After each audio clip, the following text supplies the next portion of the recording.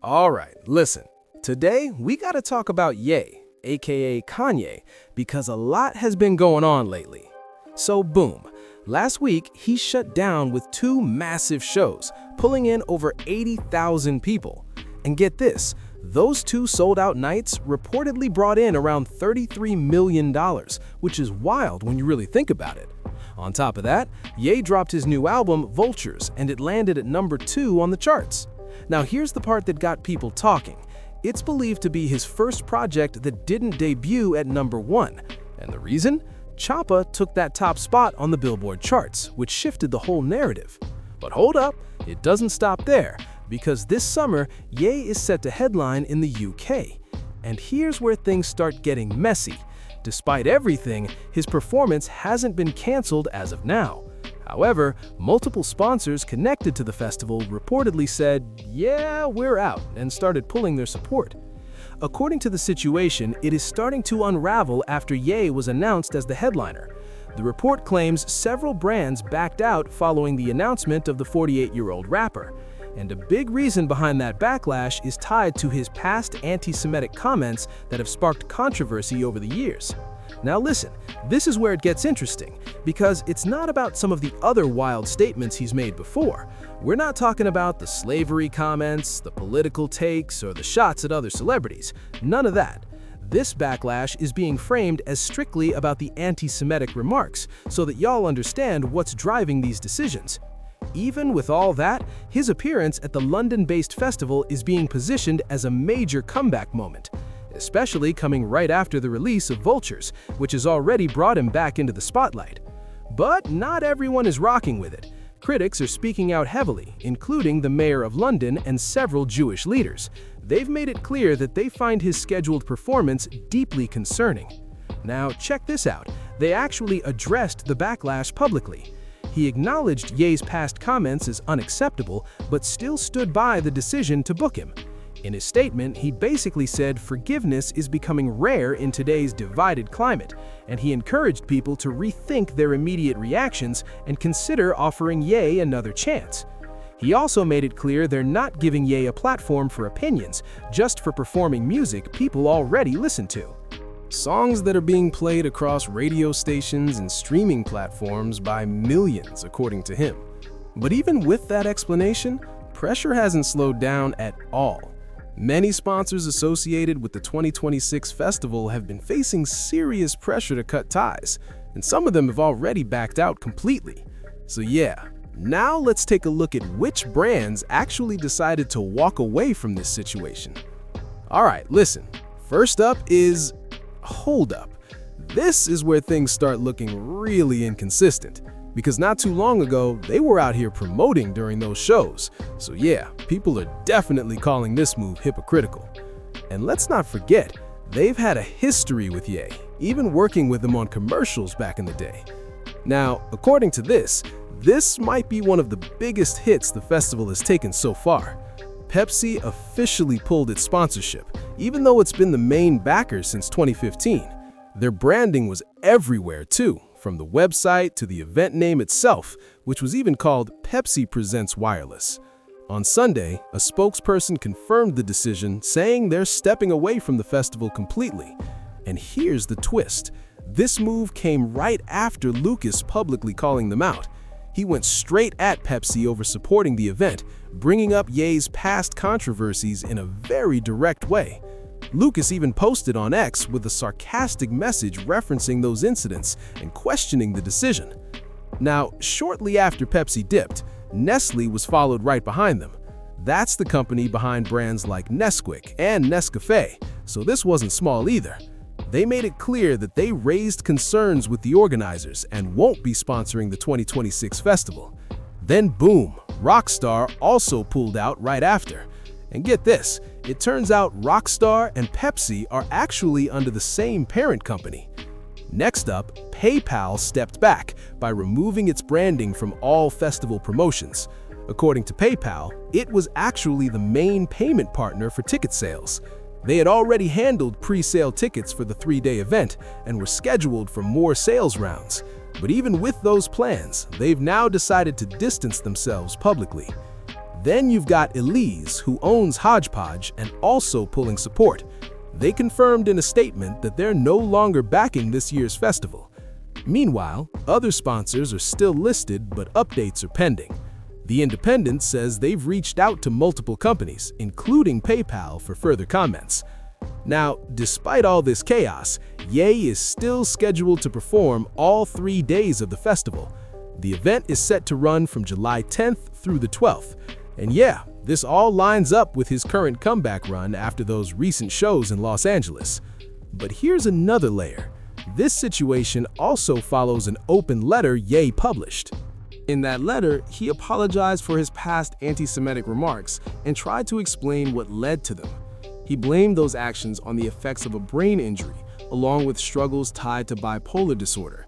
He even admitted that during his worst manic episodes, he lost touch with reality.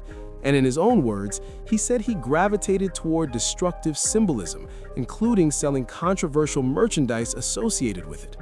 He regretted, and he's honestly embarrassed by how he acted in that moment, and he's focused now on taking responsibility, getting help, and making real changes, he said, making it clear he knows the damage done.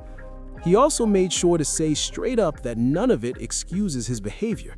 At the same time, he insisted he's not a Nazi or anti-Semitic, and he added that he has love for Jewish people. Now listen, on top of that, Ye came back with another statement after sponsors started pulling out. This time, he said his only goal is to come to London and show growth through his performance. He talked about bringing unity, peace, and love through his music, trying to shift the narrative. In an update to that message, he even reached out directly to those he offended, saying he would truly appreciate the chance to meet with members of the Jewish community in the UK face-to-face and listen. He admitted words alone aren't enough, and that real change has to be proven through actions. And he closed that message by saying if they're open to it, he's ready and willing. But hold up, the response from the UK Jewish community came in just as strong. Groups like The One responded publicly with their own statement, and they basically made it clear they haven't forgotten what's happened over the past few years. They pointed out that it hasn't even been that long since Ye dropped a song titled Hail Hitler, calling it part of a larger pattern of disturbing anti-Semitic remarks.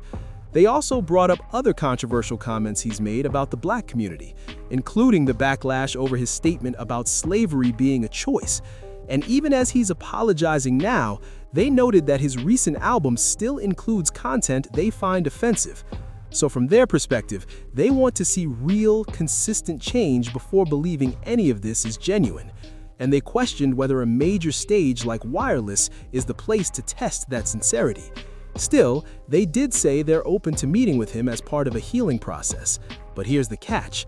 They only want that to happen if he agrees not to perform at the festival. Yeah, you heard that right. They're basically saying, we'll talk, but the stage is off limits. So when you break it all down, the message is clear. They're not moved by statements alone. You can drop apologies, sell out arenas like Balmain, and still face pushback, especially from communities that feel directly impacted by what was said. From their point of view, they're willing to listen, but only under their terms. And one of those terms is simple: no performance at Wireless this year. Now, here's where it gets a little more layered, and you gotta really think about this, because in that same response, they also referenced comments Ye made about slavery. And that's where some people are raising eyebrows, like, hold on, why bring that into this specific argument? There's a conversation to be had there, but it's also making people question how these issues are being grouped. Alright, listen, what's really happening here is people are saying, we're handling Kanye, but not everyone is on the same page. Some folks are like, hold up, if he's performing the classics from his early catalog like College Dropout and Graduation, we're good. Meaning they're willing to separate the music from everything else.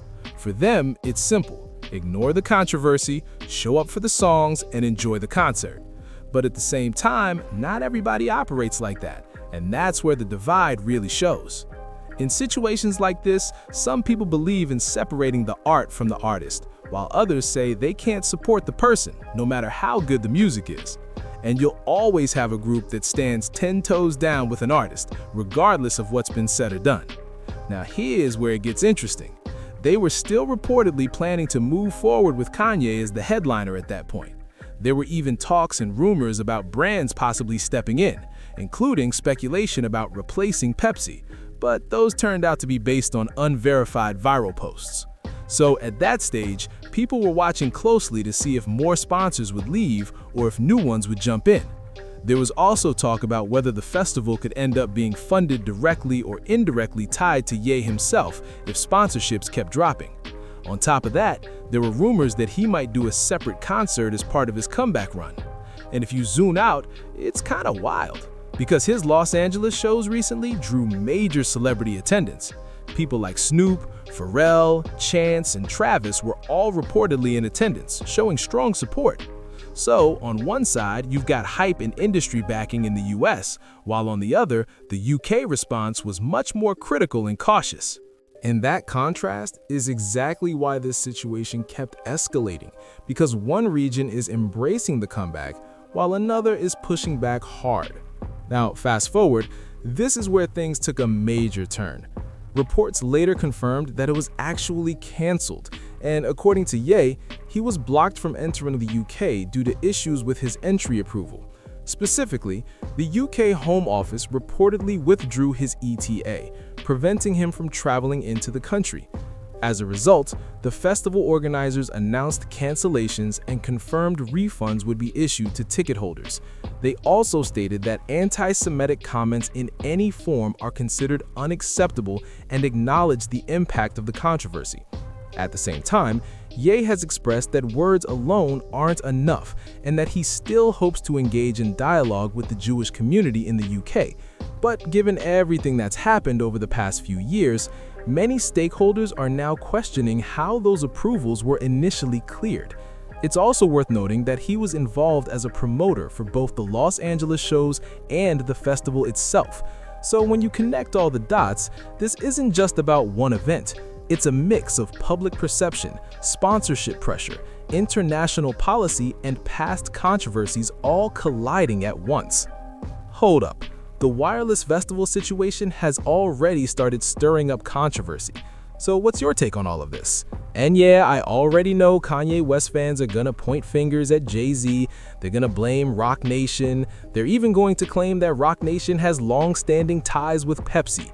I can already see how the Kanye fan base is about to react. Like, I already know the narrative y'all are gonna run with. I really want to hear from you on this. Do you think this could escalate into something legal, maybe even a lawsuit? Because if Live Nation and Ticketmaster didn't have any problems with Kanye at SoFi Stadium in Los Angeles, and since Live Nation is also connected to the wireless festival, it's interesting that everything is now getting canceled after people already bought tickets and made plans. I think this whole situation is going to be very interesting to watch as it unfolds. What do you think Kanye's next move will be? Is he planning to take his shows to another country? Or is he going to continue doing more performances at SoFi Stadium or something completely different? You know what I'm saying? Because this was supposed to be part of his major comeback, especially with him returning to perform at a UK festival. So go ahead and tell me what you think about this latest update. I included it in this video rather than creating a separate one since the original video was already uploaded. But I went ahead and added this segment about Kanye West and the wireless festival being officially canceled, especially after the UK government stepped in and made it clear they wouldn't allow Kanye to enter the country to perform. So in other words, even without sponsor issues, they're simply not permitting entry into the country at all. At the end of the day, they don't seem concerned about the 80,000 people who attended each of the SoFi Stadium concerts. They don't seem to care that $33 million was generated. They also don't seem to care that around 110,000 viewers tuned in to watch that 3-hour performance. They just don't care. So we'll have to wait and see what happens next, and whether any future announcements come out regarding upcoming shows or plans Kanye may have in the works. So I want to hear your thoughts on all of this. Let me know how you feel about it. What's your opinion here? And just hype up the video and share your thoughts in the comments. Don't forget to like, comment, and subscribe. Make sure you hit the notification bell so you're alerted the second I drop new content on this channel. And with that being said, I'll catch you guys in the next one very soon.